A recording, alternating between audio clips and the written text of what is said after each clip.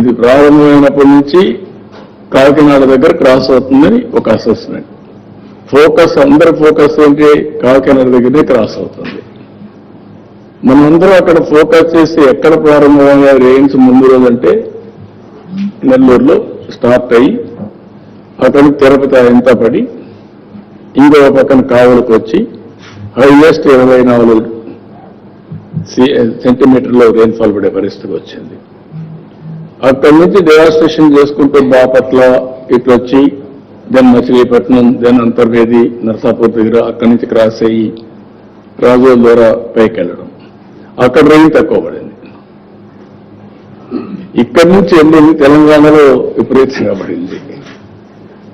ఇప్పుడు అటుపోతే ఛత్తీస్గఢ్లో పడిపోయింది, జార్ఖండ్ ఏరియా, ఇటు ఒరిస్సా అక్కడ ఎంత పడుతుంది చూడాలి. ఈరోజు క్లౌడ్స్ మూవ్ అయినాయి అటు సైడ్. ఇవన్నీ కూడా అనలైజ్ చేసి ఎంతవరకు జరుగుతుందో ఎస్టిమేట్ చేసుకుంటూ వచ్చాం. లాస్ట్లో మీరు చూస్తే మేము ఎస్టిమేట్ చేసినప్పుడు ఎన్ని గ్రామాలు దెబ్బతిన్నాయి అనేది కూడా మీకు ఒక పద్ధతి ప్రకారం మారుతా ఉంటే మేము కూడా స్ట్రాటజీ మార్చుకుంటూ వచ్చాం. అంటే దాన్ని డేటా మీద పెట్టి ఎన్ని గ్రామాలు సఫర్ అవుతాయి అవన్నీ కూడా చేసుకుంటూ వచ్చాం. అల్టిమేట్ గా ఆ గ్రామాల్లో మేము పెట్టిన గ్రామాల్లో పర్ఫెక్ట్ గా చేస్తే అది మారి అక్కడ రెయిన్ పడలేదు, వేరే దగ్గర రెయిన్ పడే పరిస్థితికి వచ్చింది. ఈ రెయిన్ వల్ల ఈ ఎక్కడికక్కడ ఫ్లడ్స్ వచ్చి చెరువు అన్ని ఫుల్ కావడం అన్నీ వచ్చేసాయి. ఇక్కడ సిస్టంలో ఉండే బ్యూటీ మీరు చూస్తే ఆల్ రిజర్వాయర్స్ లో యాజ్ ఆన్ టుడే ఎంత వాటర్ ఉంది.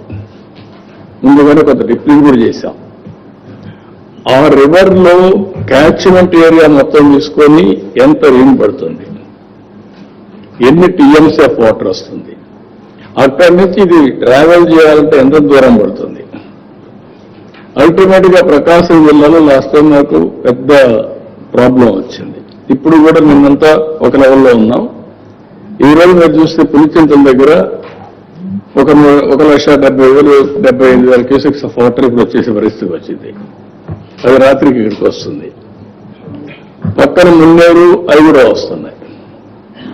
అంటే ఈ రోజు ఇప్పటికీ ఫస్ట్ వార్నింగ్ ఇచ్చారు, రాత్రికి సెకండ్ వార్నింగ్ వస్తాం. ఇవన్నీ కూడా ఎక్కడికక్కడ అనలైజ్ చేసుకొని ప్రిపేర్నెస్ ప్లానింగ్ ఇన్ అడ్వాన్స్, ఒకవేళ రిజర్వాయర్స్ ఏంటంటే అడ్వాన్స్ ఎవాక్యుయేషన్ చేసి కొంత క్వశ్చన్ పెట్టుకొని ఆపరేట్ చేయడం. ఇప్పుడంతా కూడా ఫ్లాష్ ఫ్లడ్స్ వస్తున్నాయి.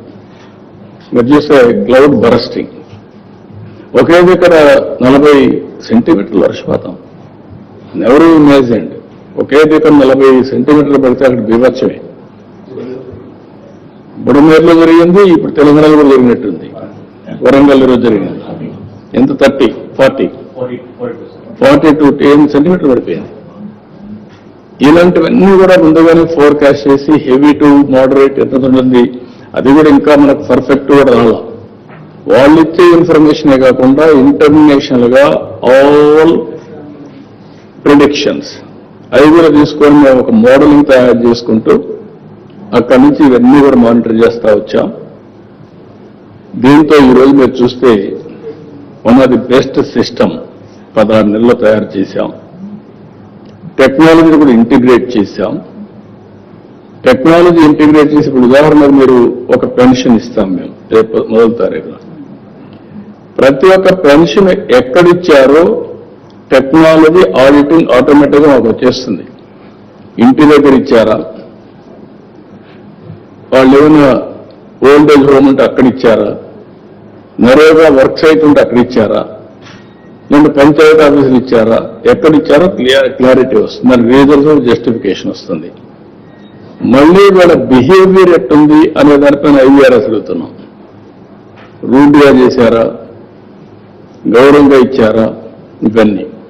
ఒకప్పుడు 2,65,000 మందిని వాలంటీర్స్ పెట్టారు ఒక రోజు పెన్షన్ ఇవ్వడానికి, 2 గంటల పని అది. ఇప్పుడు 1,65,000 మందితో 3 గంటల్లో పెన్షన్లు అయిపోతున్నాయి. ఈరోజు మీరు చూస్తే ఎలక్ట్రిసిటీ డిపార్ట్మెంట్ ఇలాంటి జరిగితే బీభత్సం జరిగితే ఒక వారం రోజులు కరెంట్ వచ్చేది కాదు. రాత్రి 8 గంటలకు 10 గంటలకు అన్ని ఛార్జ్ చేసాం. ఎక్కడికక్కడ విండు చూసుకున్నాం. విండు విపరీతంగా ఉంటే ఒక 2-3 గంటలు ఆఫ్ చేశాం. అది ఆఫ్ చేసిన తర్వాత మళ్ళీ విండు తగ్గగానే మళ్ళీ ఛార్జ్ చేశాం. కొన్ని పోల్స్ పోతే కరెక్ట్ చేశాం. మనుషులు పెట్టుకున్నాం. దగ్గర రెడీనెస్ కోసం 10,000 మందిని పెట్టుకున్నాం. పోల్స్ అన్ని పెట్టుకుని టాటాకు అన్ని చేసేసాం. అంటే ఏ మాత్రం ఇన్కన్వీనియన్స్ లేకుండా ఇమ్మీడియట్ గా చేయగలిగాం. ఆల్ ఫీల్డ్స్ లో కూడా వాటర్ ని కట్ చేశాం వెల్ ఇన్ అడ్వాన్స్. ఎప్పుడైతే వాటర్ కట్ చేశామో దానివల్ల ఇప్పుడు వచ్చే నీటి పడ్డాయంటే ఇవన్నీ డ్రైన్ అవుతున్నాయి. అదే మరి ఆల్ డ్రైన్స్ కూడా లాస్ట్ లో అవుట్లెట్స్ ఉంటే అవన్నీ క్లియర్ చేయించాను. హిస్టారికల్ ఇంకా కొన్ని సమస్యలు ఉన్నాయి మాకు. ఈస్ట్ గోదావరిని పోయి వచ్చాను నేను. అక్కడ రెయిన్ పడలేదు, కానీ డ్రైన్స్ అన్ని ఆక్యుపై చేసేసారు. ఇల్లీగల్ ఆక్యుపేషన్ జరిగింది.